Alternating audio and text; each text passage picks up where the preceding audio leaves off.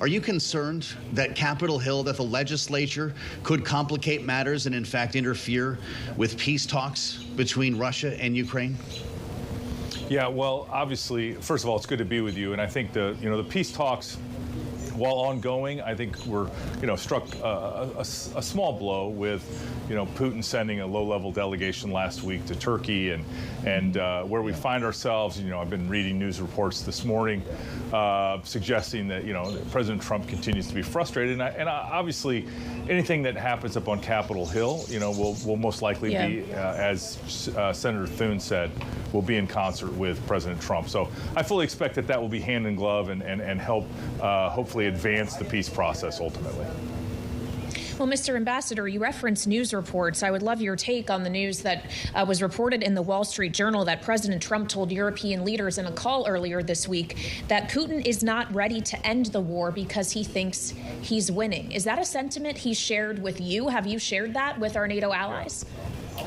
Yeah, I have not, but I think you can just look at, we've said often that you don't listen to the words of President Putin and President Zelensky. You listen to their actions. And right now, Putin continues to fight the war in Ukraine, continues to send hundreds of drones almost on a daily basis against oftentimes civilian targets. So I think that, would suggest that President Putin doesn't want peace yet. And so obviously the United States has a lot of cards to play in this situation. But President Trump wants peace, and what I've talked to him about is this hot war in Europe should end, but it should end when both sides can agree to some ceasefire framework and some peace plan that makes sure it doesn't fire up again, because I think that's the biggest risk, is that we might end the near-term killing, but we want to end the long-term killing. We have 5,000 people every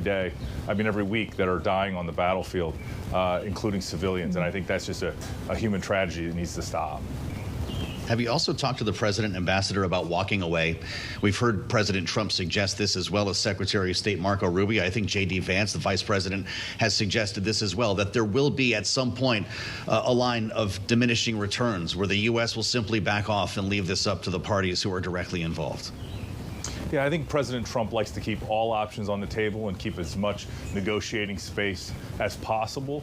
There are several things that he could do on really either side of the equation to try to end this war in an asymmetrical kind of way. But I think, President Trump is trying to find the right circumstances and the right situation to end the killing that I mentioned earlier. But at the same time, he does not have unlimited patience. And so at some point in time, as Secretary Rubio has said, we need to, address other critical issues, and we can't spend all our time trying to mediate a war that neither side appears, but especially Russia appears, to be unwilling to end.